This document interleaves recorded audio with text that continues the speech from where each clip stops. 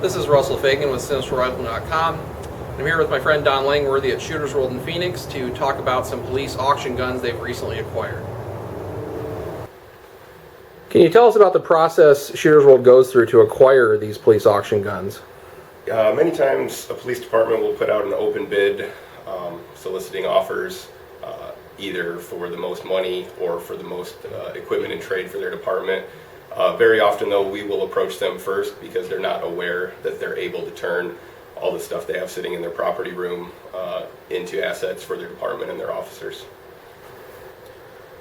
The law in Arizona has recently changed in the past several years such that police departments can no longer destroy confiscated guns, and in the past week our governor signed a bill so that surrendered firearms cannot be destroyed either.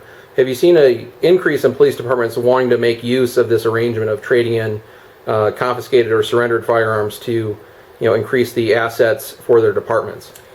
Yeah, in the last year or two we've really seen a ramp up in departments looking to trade their firearms or sell them.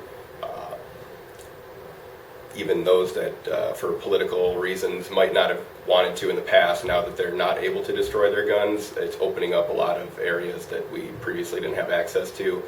It's a huge benefit for the departments and the individual officers as well as the community in general.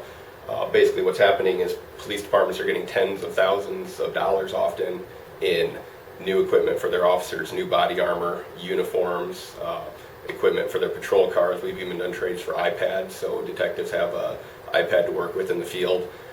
And this is basically them turning property that was going to be destroyed into new equipment for their department at no cost to the taxpayers. What would you say to someone that's concerned that the guns you've gotten from the police departments would be used in crimes again?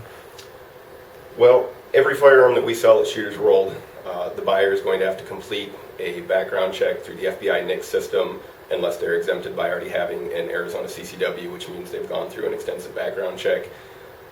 Of those that we do sell, several thousand per year, we do receive a few hundred trace requests from ATF where they will request information on who the gun was sold to because it was either used in a crime or more often it was stolen and they're trying to verify proper ownership when it's retrieved. Probably less than 1% of the guns we sell we get any kind of trace request from. Most of the guns go out the door lawfully to law-abiding citizens who are going to use them for recreation or self-defense, and it never becomes an issue again, whether they're used guns that came from a police department or new guns from the manufacturer. Looking at these guns, how do you think most of them end up in the police's hands in the first place?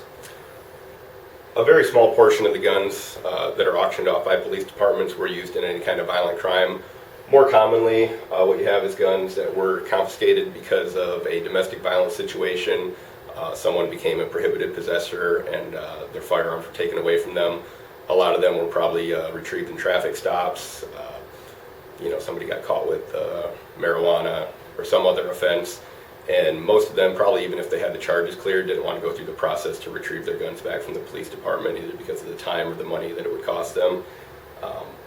A lot of them are also turned in for safekeeping. So if an elderly widow has a lot of firearms in the house, her husband's died, she doesn't want to keep them. If she doesn't want to sell them to a gun shop or a pawn store, a lot of times they'll just turn them into the police and that just becomes their property to dispose of how they need to. What type of buyers come in and purchase these confiscated or auction guns that the police departments have sold to you? Are they normal customers that would come into your store otherwise, or do you oftentimes see people who might not be able to afford a new gun come in and buy one of these because they're less expensive? Our normal customers and members definitely appreciate when we have a large influx of used guns like this because it gives them a great variety to look through. There's often quite a bit of collectible merchandise in there as well, historic guns, World War II guns, stuff of that nature. But at Shooters World, we really try to bring in as many new shooters, female shooters, families, children. We try to get as many people into the shooting sports in a positive way as we can. And guns like this are perfect for that market because what we're going to find in here is a whole lot of inexpensive sporting shotguns, 22 target rifles, inexpensive defensive revolvers, and some automatic pistols that are going to be a lot more affordable, especially to a first-time buyer, than something in the $500 to $800 range that we typically sell at the gun counter.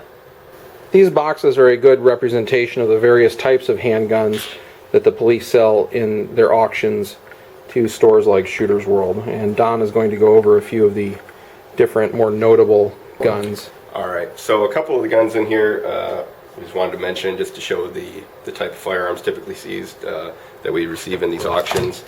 So as far as defensive guns, they're usually in pretty great shape. It's a Bursa 380. It's a very popular handgun that we sell new, real popular with women, fairly inexpensive, even cheaper when it's in this condition. Ruger Mark I and Mark II pistols. Almost every firearms owner has owned one of these at some point in their life. They come up very typically in these auctions. It's like we have 3 of them in this batch in various degrees of condition. Some couple other good defensive guns. We've got a Taurus 9mm CT 911. Older 90s gun, but again, very affordable. 9mm good defensive caliber for a first-time gun owner. Backed by Taurus's lifetime warranty. Rossi 38 revolver, again, another really simple choice. A lot of females prefer revolvers for their simplicity. There's always some eye candy, like this gem here. More of what you would envision in a police auction, but actually pretty rare and generally not found in working condition. A couple other little, more or less novelty guns, 22 two-shot Derringer, inexpensive imported guns from the 60s. These were German-made. This is basically what they called the Saturday Night Special that would ban from importation back then. Whole lot of single-action 22 caliber revolvers. This is very common, probably just because they're a very inexpensive gun. Again, mostly foreign-made and imported in the 60s and 70s. And generally some stuff of historic interest. This is a Walther P38 that has some really neat proof markings that we need to research a little bit to determine its value. But you can see the variety of firearms that are typically found in these auctions. The condition of these guns often will lead you to wonder what the circumstances were. So we've seen some stuff that's in really great condition that was probably confiscated from someone's home under non-violent situations. Something like this, you have a Kel-Tec P3AT, great little concealed carry gun that looks pretty clean on one side, but on the other looks like it was clearly perhaps thrown from a vehicle, maybe run over by the pursuing officers. This thing definitely saw a little bit of action of some kind and has the scars to tell the tale. So now we're working our way through the pile of long guns, and Don's going to show us some of the more typical guns that are acquired through these auctions. Probably the most common long gun we get in this auction, I've seen at least 8 in this pile this morning we've been going through, is the Marlin or the Glenfield Model 60. It's a tube-fed 22 long rifle. They were made for 50 or 60 years. They're still made today, but this is a very common, inexpensive 22. A lot of kids started shooting with one of these, or a Ruger 1022 as their first gun. So we see a ton of these, and these always sell really quickly for us. Another 22 that's kind of interesting. This is one of the Remington Nylon 66s. It's made with a synthetic stock with an aluminum receiver over top of it. Pretty neat gun. There's a couple variants that are more valuable than others, but again, tube fed through the stock. I believe they hold 14 rounds. Really lightweight, one of the first guns to heavily use polymer, so it's kind of some interesting historical significance. The other thing we see a ton of is shotguns of all makes and models. So here's something, typical bird hunting shotgun with a whole lot of zip ties. We see a ton of these, again, probably not used in any kind of violent crime or robbery, probably just confiscated through somebody's home or vehicle for whatever circumstances.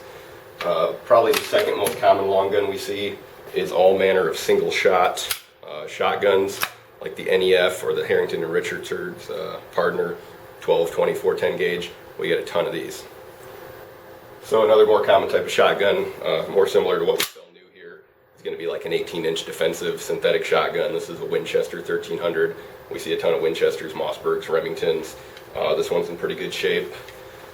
A lot of them are going to be outfitted with pistol grips because for various reasons people think that's a good idea until they start shooting them. This one's a Remington, very clean. We also get a lot of historical rifles. A lot of them, like this Mauser, have been sporterized, had often aftermarket sights or stocks installed, or just had the stocks cut down to a more sporting configuration. This looks like an Enfield of some kind. Again, just rifles with some historical significance. Pretty interesting stuff to add to a collection. Modern military-style guns aren't typically common in these police auctions, but when you do find something, they aren't often in great condition.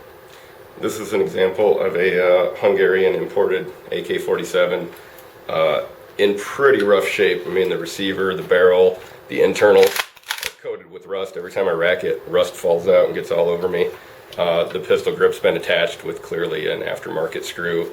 The handguard seems to be held on with high-grade electrical tape, which I'm sure enhances the shootability of it. But yeah, typically these guns you picture as assault weapons are in very poor disrepair, have not been maintained, may or may not have been in working condition when they were used in commission of a crime. Another fine one is going to be this example here, which we're going to refer lovingly to as Psycho Bitch. Again, probably didn't get very far in the commission of the crime he was attempting to commit with this. Why do you think it is that a lot of these crime guns are in such disrepair? Do the criminal elements just not care about maintaining them? Well, probably a lot of them, they're using the gun for intimidation factor, so it's kind of irrelevant if it works or not. They probably don't intend to shoot anybody or get in a shootout with police.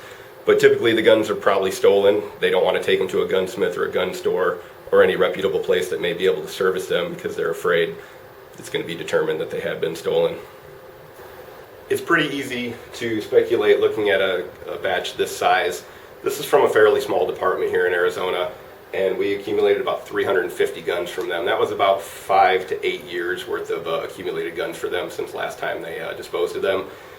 If you were to look at the crime statistics for that area, the murder, aggravated assault, and violent crime rate is significantly lower than you would infer from having 350 guns confiscated in that time. So again, just to reiterate, most of these guns were not used in any violent commission of crime, but rather just acquired by the police through other means. If someone wants to come in and check out these police auction guns you've acquired, what do they need to know? Well, Shooters World acquires batches of varying sizes throughout the year. Depending on the size of it, we'll either do advertising, billboards, radio spots, but you can always just follow us on Facebook, AZ Shooters World, and we keep everybody posted on new stuff there. If you saw anything in this video that caught your eye, you can come down to Shooters World in Phoenix, Arizona. We're at 3828 North 28th Avenue.